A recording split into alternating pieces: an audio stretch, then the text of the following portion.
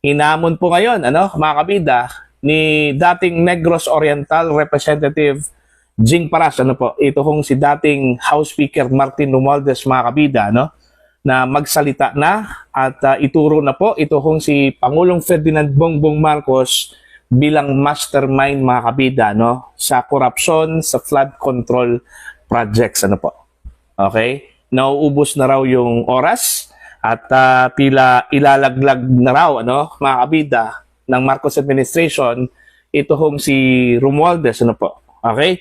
Ito, babasahin ko lang po, ito pong balita, mga kabida, ang balita ngayon, Ang title ho dito, ilalaglag ka na. Alright? Ito ang babala ni dating Negros Oriental Representative Jacinto Jing Paras sa kanyang kaibigan na si dating House Speaker Martin Romualdez kaugnay ng umano'y isinusulong ng administrasyon na pagsasakripisyo sa kanya upang mailigtas si Pangulong Ferdinand Marcos Jr. sa lumalaking iskandalo sa mga flood control project. Sa panayam ng Billionaire News Channel sa programang At the Forefront, iginiit ni Paras na si Romualdez umano ang itutulak na maging fall guy upang makapwesto si Marcos bilang whistleblower sa kaso.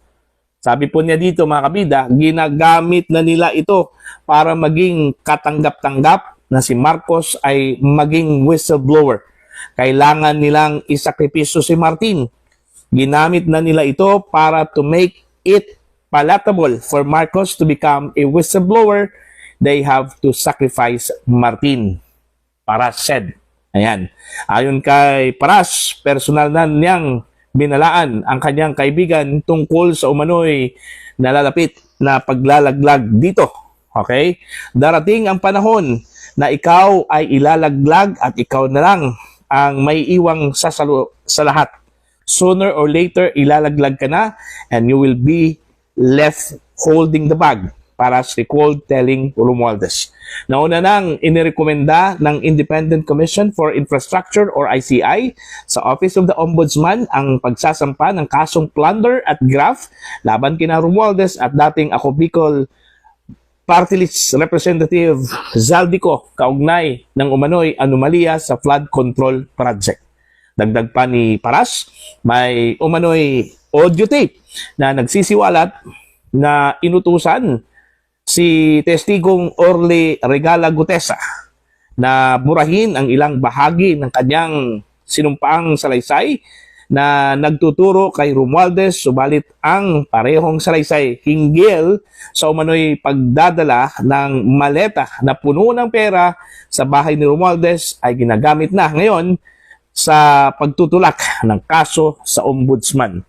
Binalaan din umano ni Paras si Romualdez na huwag basta sumalo ng sisi kung hindi siya ang tunay na utak ng operasyon. Paubos na ang oras mo, mas mabuti pang ituro mo na si Marcos bilang mastermind. Makikipagtulungan ka kay Zaldico dahil kung ikaw lang ang isasakripisyo, makakalaya ang mastermind. Time is running out on you. You better ituro mo na si Marcos na siya ang mastermind. I-collaborate mo si Zaldico kasi kung ikaw lang ilalaglag, the other guy who is the mastermind, allegedly Marcos, will go scot-free. Paras recalled telling Romualdez. Sa kasalukuyan, wala pang tugon na mula sa kampo sina Romualdez at Pangulong Marcos hinggil sa mga pahayag ni Paras. Ayan. So yun po, mga kabida, hinamon po ni Congressman Jing Paras, ito hong si Romualdez. It's time to tell the truth. Alright? Magsalita ka na, ituro mo na kung sino yung totoong mastermind ho dito, At ang sabi ho ni Paras, si Marcos Jr. daw, mga kabida, ang mastermind dito sa lahat-lahat ng mga nangyari ho sa flood control projects po, mga kabida. Okay? Paubos na raw yung oras, At kailangan hong mag-collaborate po, ito hong si Romualdez at Zaldico, mga kabida. Kasi kung si Romualdez lang po, mga kabida, baka mag-iisa na lang po ito, mga kabida, okay, nasasalo dito ho sa problema na may kinalaman di umano ito hong si Pangulong Ferdinand Bongbong Marcos, mga kabida. Pero ang tanong dito, kaya bang isakripisyo po ni Pangulong Marcos ito hong si Martin Romualdez, kung totoo man po, mga kabida, no? Na gusto siyang o gusto niyang makawala po, ano, mga kabida, sa kasong ito? Alright? Marami hong hindi ho naniniwala ho, mga kabida, no, na si Romualdez at Zaldico yung mastermind. At in fact, ang kanilang paniniwala ho, mga kabida, na ang mastermind ho dito, ito hong si Pangulong Ferdinand Bongbong Marcos. Kasi ho, unang-una, sa issue po ng insertions po, mga kabida, ang pumerma po doon malinaw po, ano, na si Pangulong Marcos po, mga kabida, ang pumerma sa General Appropriations Act. Okay? Wala naman pong bakas doon na kabilang si Romualdez doon, ano, mga kabida. Although ito si Zaldico, pwede pa, no, kasi ho, miyembro po ng delegasyon ito, ano, mga kabida, ng House of Representatives. Okay, doon ho sa BICAM. Pero ito kong si Romualdez, wala kang makitang footprints doon, ano, mga kabida. Although meron po siyang command responsibility, ano, pagdating ho sa House of Representatives. Okay? Pero yung actual na kamay, ano, doon ho sa BICAM report, mga kabida, hanggang napunta doon ho sa Office of the President, hindi ho natin makikita yung kamay po, ano, ni Romualdez dito, mga kabida. Okay? Kaya marami hong nagsasabi na hindi ho si Romualdez, hindi po si Zaldico ang mastermind, kasi yung dalawa po, parang utusan lang po daw yan, ano, mga kabida. Ang tunay na mastermind daw dito, ito hong si Marcos. At wala hong ibang pwedeng magpatunay dyan, ano, mga kabida. Ito hong si Romualdez at si Zaldico, ano, mga kabida. Okay? Now, kung ituturo po ni Romualdez ito hong si Marcos, dito na po magkaalaman po, mga kabida, no? Yung magiging kapalaran po ni Pangulong Marcos, ano, sa kanyang natitirang mahigit 2 taon, ano, mga kabida, sa kanyang pwesto bilang Pangulo po ng Pilipinas. Alright? Sa tingin ho ba ninyo, nasisense na ba ni dating House Speaker Martin Romualdez, ano, mga kabida, na tila ilalaglag na siya, ano, ng kanyang pinsan na si Pangulong Marcos? Kasi kung titingnan po natin yung rekomendasyon po, ano, mga kabida, ng ICI, okay, sa kabila po ng pagtanggi ho, mga kabida, ni Martin Romualdez doon ho sa kanyang testimony at pagbigay ho ng kanyang salaysay doon ho sa investigasyon po ng Independent Commission for Infrastructure, ano. Pero tinuluyan pa rin ng ICI ito kong si Romualdez, ano. Okay, meron po silang inirekomendang isasampang kaso po, ano, dyan po sa Office of the Ombudsman. At hindi ho biro yung inirekomenda po nilang kaso, ano, mga kabida. Okay? Plunder at saka malversation of public funds. At yung malversation of public funds po, ano, mga kabida, to the highest level, ano. Okay? Na meron pong penalty na reclusion perpetua. Parang plunder na rin yun, ano, mga kabida. O see?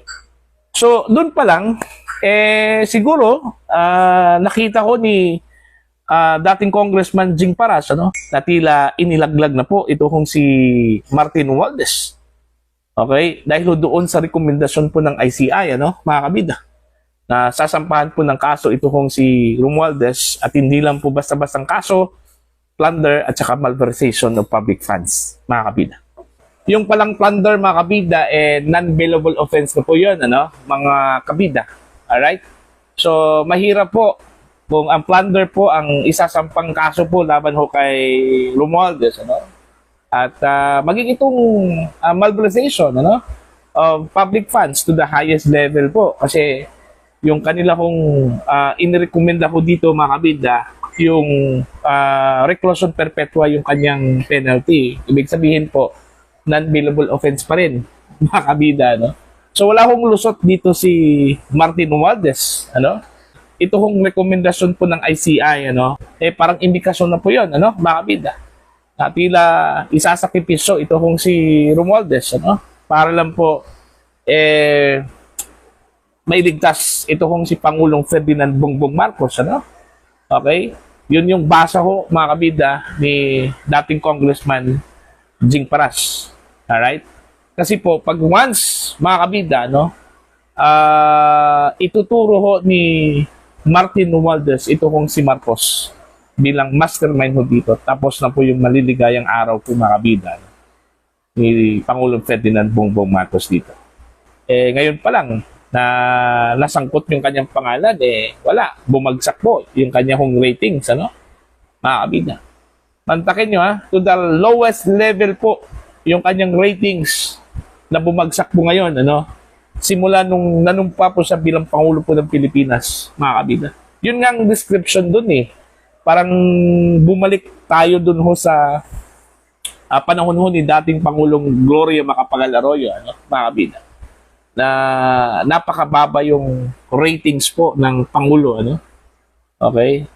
In fact, si dating Pangulong Gloria Macapagal Arroyo, ano, nung malapit na po siyang aalis po, ano, bilang Pangulo po ng Pilipinas, patapos na po yung kanyang term, umabot ho ng negative yung kanyang ratings, ano? Mga kabida, ganun mo katindi.